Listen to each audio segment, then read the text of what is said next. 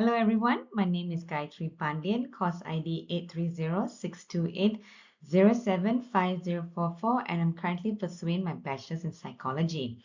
My presentation today is on course code ABPS2103, Cross-Culture Psychology, and the title of my presentation is Culture and Parenting Styles.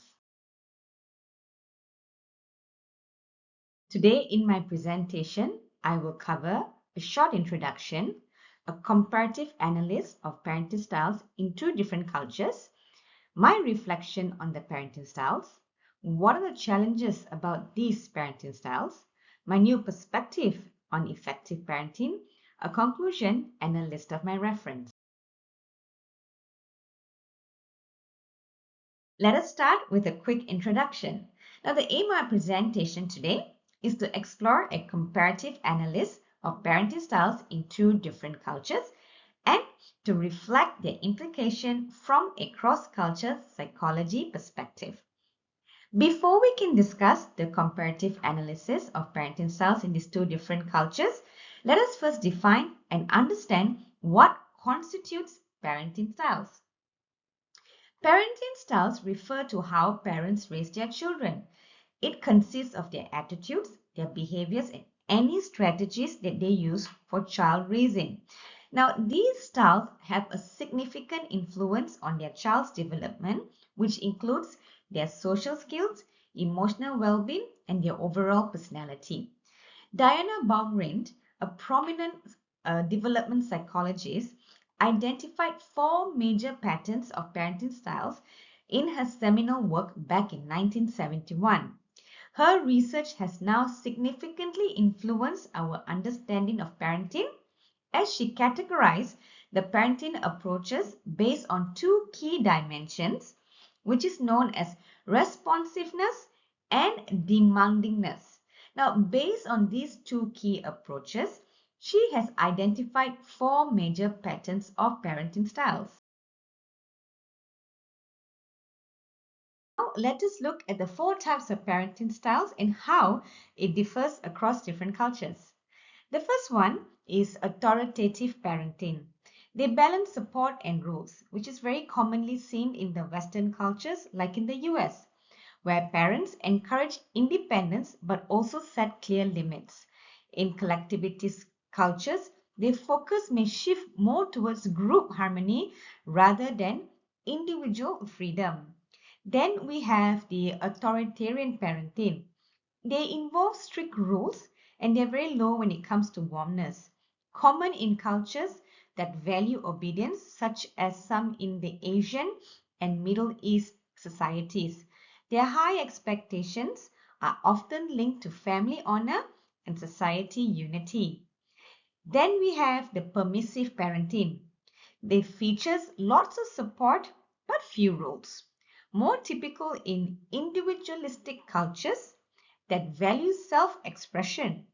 In collectivist cultures, it might be seen as neglectful due to a strong emphasis on family responsibilities. And then we have the uninvolved parenting. Characteristics by very low support and low demands.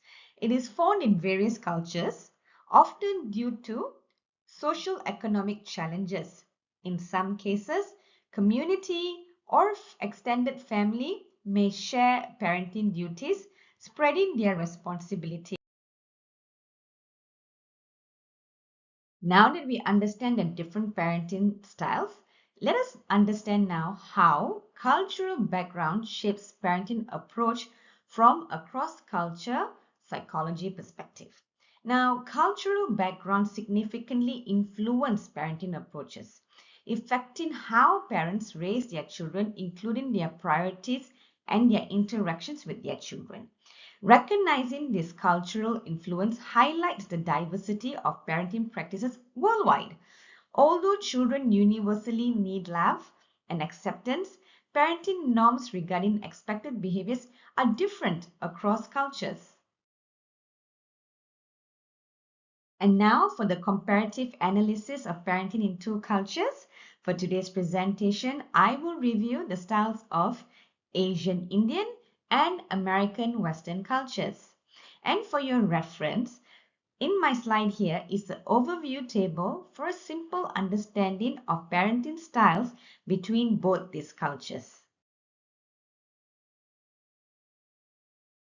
Now, let us look at the Asian Indian parenting culture. According to Keshwar and Baharuddin in a study done in 2009, the structure of Indian families have been described as patriarchal. Indian parents tend to stress on respect, obedience, and high academic achievement in their children. This is very much in line with the collectivist culture of authoritarian parenting. Now, they encourage self-control and patience, and they rather discourage emotional expression, viewing a child's independence as a threat. Now, parents tend to treat sons and daughters differently, offering more protection to female children and inhibiting assertiveness in girls. Now, in terms of parenting support, emotional expression is often restrained, and the focus is on perseverance. And such emotional support is often expressed through fulfilling family duties and responsibilities rather than through open emotional dialogues. On the other hand, Western parenting is typically more lenient, encouraging children to express their feelings in a more open manner. Now, according to a study by Lansford in 2021, American culture typically emphasizes on personal freedom, self-expression, and individual achievements. Now, parents often encourage their children to develop their own identities and pursue their personal goals. And this can be said is very much in line with the individualistic culture of authoritative and permissive parenting style, where parents typically encourage open dialogue, support autonomy, and provide a nurturing environment. In terms of parenting support, the Western culture has great emphasis on emotional expressions and support. Parents are typically encouraged to be more emotionally available and to validate their children's feelings.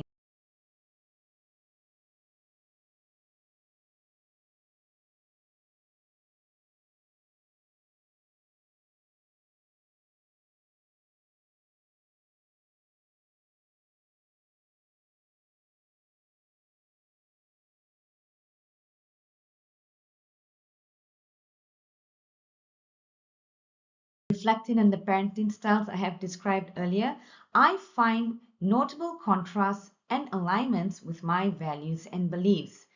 In the Indian context, the emphasis on respect, obedience, and high academic achievement resonates with my appreciation for discipline and hard work. Coming from a family of two sisters and a brother, my father stressed our academics so much, especially for my sisters and myself. However, I also value emotional expression and open communication, which seems to be more aligned with the Western parenting. The Indian approach, focus on restraint and resilience, has its merits, no doubts about it. Yet I believe it's equally important for children to express their feelings and to develop their emotional intelligence. I would like to explain this with an example of my own experience.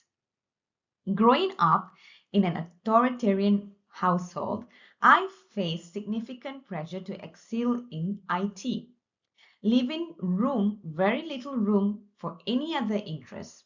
I had very strict parental controls, which restricted my ability to express my opinions and feelings, making communication awfully difficult. So what happened was I felt very isolated and unsupported, which weakened my emotional bond with my parents. I appreciate the collectivist aspect of Indian parenting, such as the family duty and support, but I also value fostering independence and individual identity as seen in the Western style. Striking a balance between encouraging autonomy while instilling a sense of responsibility and respect for family is very essential for me. In summary, while authoritarian aspects of collectivist parenting can instill discipline and respect, they may also have limited independence, which affects self-esteem and strains relationship. Now, integrity in supportive practice alongside with traditional values can help address these challenges and foster a more balanced and positive parenting approach. Here, I would like to talk about the aspects of Asian Indian and American Western parenting that I admire and find challenging. Now, reflecting on the parenting styles, there are several aspects that I admire and also find challenging, which has significantly influenced my perspective of effective parenting. Now, I honestly admire the Indian culture's emphasis on respect, obedience, and high academic achievements, as it definitely helps to foster discipline, a strong work ethic, and great sense of responsibility in a child. Additionally, the focus on resilience can equip them to face challenges with strength, helping them to navigate life's difficulties very effectively. However, the restrained emotion expression that is found in the Indian parenting poses a challenge where I believe children need to articulate and express their feelings because it helps them to develop emotional intelligence and very healthy coping mechanism. Now, in contrast, we saw how in the Western culture they emphasize on emotional validation, which supports open communication, fostering much healthier relationships, which resonates very much more to my belief and values. Additionally, the differing treatment of sons and daughters that we found in the Indian families definitely raise a concern because promoting gender equality and autonomy is very crucial in nurturing a well-rounded individual. While I value the independence fostered in the Western culture, I also recognize that it could pose a level of pressure to children to self-manage very early age, potentially leading them to face anxiety and feeling pretty much isolated when they struggle to meet these expectations from their parents. Here I would And with that, we have come to the end of my presentation, and I would like to end with a conclusion. Now, parenting behaviors and their effects may vary depending on different cultures. Every culture and civilization develop a definite pattern of for raising children. And what counts as good or adoptive in one culture may be viewed as maladaptive in another society or culture. But exploring the diverse parenting styles in the Asian, Indian, and American Western culture has provided valuable insights into effective parenting for myself, and I hope you found it very insightful as well. Now, Asian Indian parenting, it much focus on obedience and academic success, can sometimes limit individuals' autonomy and emotional expressions. In contrast, the American Western parenting emphasizes on independence, self-expression, and open communication, which we can see fosters great emotional well-being and personal growth. Now, reflecting on these styles, I recognize the importance of integrating aspects from both approaches, balancing autonomy with guidance, encouraging open dialogues and supportive personal interest while maintaining high expectations can create a nurturing and effective parenting environment. This balanced approach not only respects traditional values but also promotes emotional intelligence, self-confidence, and strong parent-child bond, ultimately supporting a well-rounded and fulfilling upbringing for our children. With that, I've come to the end. I hope you enjoyed my presentation and found the information that I shared insightful. Thank you for your time and for watching.